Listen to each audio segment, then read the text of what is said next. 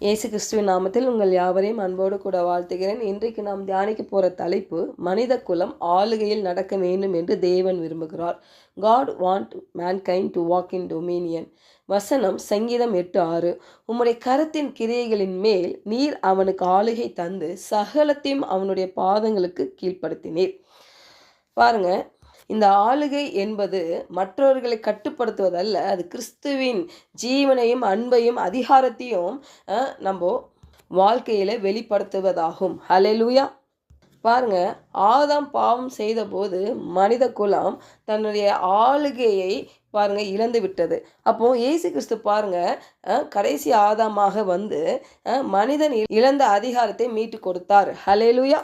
பாருங்க, தேவன் முதலில் மனிதனை பற்றி பேசும் பொழுது இல்லை, மனிதனை குறித்து தனது நோக்கத்தை எப்படி வெளிப்படுத்துகிறார்னா, ஆதியாகமம் 1:26, பின்பு தேவன் நமது சாயலாகவும் நமது ரூபத்தின்படியையும் மனுஷனை உண்டாக்குவோமாக, அவர்கள் சமுத்திரத்தின் மச்சங்களையும் ஆகாயத்து பறவைகளையும் மிருக ஜீவன்களையும் பூமி அனைத்தும் பூமியின் மேல் ஊறும் சகல பிராணிகளையும் ஆள கடவர்கள் என்றார்.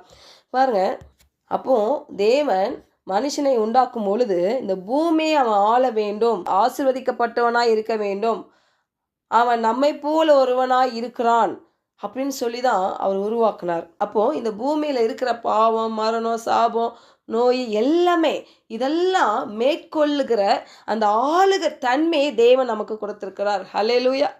எப்படி அதை கொடுத்தாரு? இயேசு கிறிஸ்துவின் மூலயமாய் தன் சொந்த குமார் என்று பாராமல் நம்ம எல்லாருக்கும் என்ன பண்ணார்? ஒப்பு கொடுக்கப்பட்டார். அப்போ இன்றைக்கு உங்களுக்கு எனக்கும் தேவன் ஒரு மீட்பை கொடுத்திருக்கிறார். ஹல்லேலூயா. அன்றைக்கு ஆதாம் இழந்த அந்த ஆளுக தன்மையை இன்றைக்கு நாம் மூலியமாக தேவன் நிறைவேற்றுகிறார். எப்படி? தேவனுடைய வார்த்தையின் மூலியமாக அவரை நம்பும் பொழுது, அவருடைய வார்த்தையை நாம் நடக்கும் பொழுது இல்லை, அந்த ஆளுகிற தன்மை நமக்குள்ளாக வெளிப்படுகிறது. ஹல்லேலூயா. ஆதியாகமம் 1:26-28 படிச்சிங்கன்னா மனுஷனுக்கு ஆளுகை கொடுக்கப்பட்டது. எபிரேயர் 2:6-9 பார்த்தீங்கன்னு வச்சுக்கோங்களேன், கிறிஸ்து இயேசுவில் அது நிறைவேறப்பட்டது. ஹல்லேலூயா. எபேசியர் 2:7 பார்த்தீங்கன்னா கிறிஸ்துவோடு உன்னதத்தில் அமர வைத்திருக்கிறாராம். இன்றைக்கு உங்களையும் என்னையும் கிறிஸ்துவோட உன்னதத்தில் அமர வைத்ததுக்கு காரணம், நாம் இந்த பூமியை ஆண்டு கொள்ள வேண்டும், ஆளுகை செலுத்தி நாம் நம்முடைய தேவன் நம்மளுக்கு வைத்திருக்கிற அந்த திட்டத்தை நிறைவேற்ற வேண்டும் என்று தேவனுடைய விருப்பம். பாருங்க, லூக்கா 10:19 நம்மளுக்கு தெரியும் எல்லாருக்குமே. ஏன்னா எதிரியின் வல்லமையின் மேல நமக்கு அதிகாரம் கொடுக்கப்பட்டிருக்கிறது. ஹல்லேலூயா. வேதத்தில் இந்த அதிகாரத்தை செலுத்தி ஒரு தேவ மனிதன் பாருங்க ஜெயித்திருக்கிறார். அவர் யாருன்னா தாவீது எல்லாருக்குமே தெரியும். 1 சாமுவேல் 17 படிப்பீர்களானால் தாவீதும் கோலியாத்தை பற்றி நம்மளுக்கு தெரியும். தாவீது பாருங்க, அவருடைய திறமையில் அவர் நம்பல. பாருங்க, அவர் யாரை நம்புறாரு? அவர் கர்த்தருடைய நாமத்தினால தான் அந்த கோலியாத்தை முறியடித்தார். ஹல்லேலூயா. இந்த கோலியாத் அப்படின்னா அவர் வந்து ஒரு ராட்சசன். பாருங்க, அவன் பார்க்கறதுக்கே பயங்கரமாக இருக்கும். இவன்கிட்ட சண்டை போட முடியாமல் தான் பயந்துட்டு எல்லாம் என்ன பண்ணுறாங்க? ஒதுங்கி நிற்கிறாங்க. சவுலே பார்த்தீங்கன்னா வரலை அவர். ஆனால் இங்கே தாவீதுக்கு எப்படி இந்த தைரியம் வந்தது? நான் விசுவாசிக்கிறேன், இந்த 2 தீமோத்தேயு 1:7 இருக்குல்ல, பயத்தின் ஆவியை கொடாமல் பலமும் அன்பும் தெளிந்த புத்தியை கொடுத்துருக்கிறாருன்னு. அப்போ தேவன் அப்படிதான் நிரப்பியிருக்கிறார். பாருங்க, அவர்கிட்ட இருந்த அந்த பயத்தின் ஆவி அவர்கிட்ட இருந்து விலகி போயிருக்குது. ஒரு மனுஷன் பயத்தின் ஆவியிலேருந்து அவன் விடுதலையாக்கப்பட்டானால் சுலபமாக தேவனுடைய திட்டத்தை அவன் நிறைவேற்ற முடியும். ஏன்னா இந்த பயம்தான் பாருங்க எல்லாத்துக்கும் காரணமா இருக்கிறது.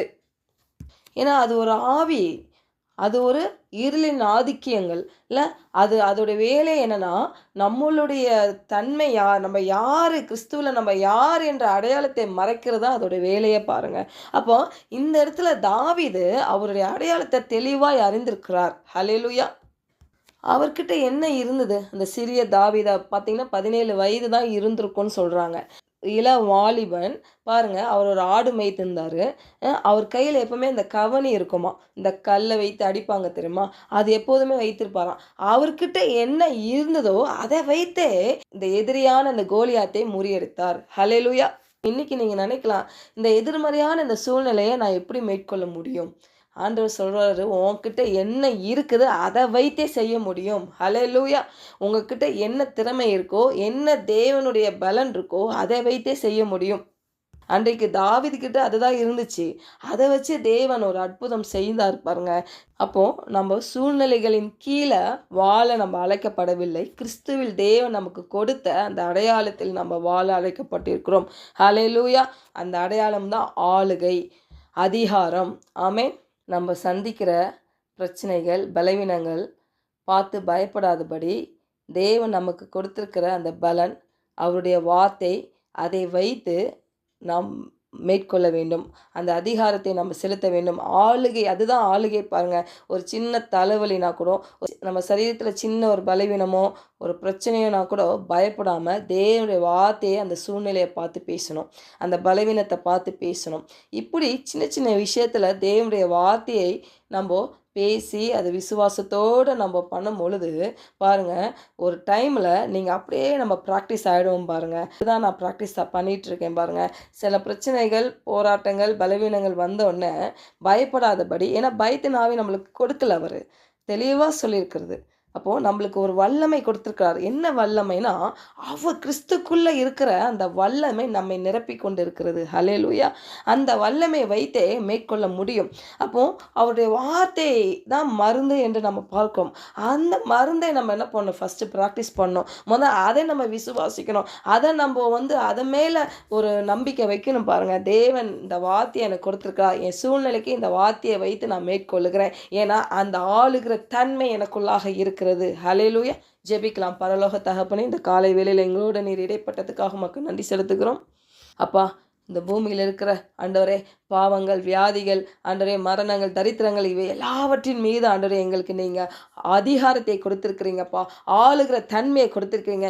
எங்கள் இருதயத்தில் இருக்கிற எங்கள் மனதில் பிசாசு கட்டி வைத்திருக்க அரண்கள், பொய்கள் இப்பொழுது நிர்மூலமாகட்டும் இயேசுவின் நாமத்தினால. அன்றைய கிறிஸ்துவுக்குள் நாங்கள் யார் என்ற அடையாளத்தில் வாழவும், அன்றைய வெற்றி சிறக்கவும், அன்றைய வார்த்தையின்படி இந்த பூமியை நாங்கள் ஆண்டு கொள்ளவும், அதிகாரத்தை செலுத்தி அன்றைய ஜெயம் எடுக்கவும், உங்கள் நாமத்தை மகிமைப்படுத்தவும் நாங்கள் ஜெபிக்கிறோம் கர்த்தா. கேட்டுக்கொண்டிருக்கிற ஒவ்வொருத்தர் இதயத்தில் நீங்கள் பேசும்படியாக ஜெபிக்கிறோம் கர்த்தாவே. நீர் ஆளுகை செய்யும்படியாக, நீர் ஆளுகை செய்கிறவர், எங்களுக்குள்ளாக இருக்கிற ஒரு பெரியவர். நாங்கள் சந்திக்கிற போராட்டங்கள், பிரச்சனைகள், பலவீனங்களை காட்டிலும் எங்களுக்குள்ளே இருக்கிற பெரியவர். ஆண்டவரே, இதெல்லாம் நாங்கள் ஆண்டவரை மேற்கொள்ளுகிற ஒரு வல்லமை எங்களுக்குள்ளாக நீர் கொடுத்திருக்கிறீங்க என்று நாங்கள் பார்த்தோம். அதை நாங்கள் எங்கள் வாழ்க்கையில் செயல்படுத்த எங்களை விட்டு கொடுக்கிறோம். பரிசுத்த ஆவியானவர் எங்களை வழிநடத்துங்கப்பா. ஆண்டவரே, நாங்கள் வெற்றியை பெறுவதற்கு போராட வேண்டியதல்லப்பா.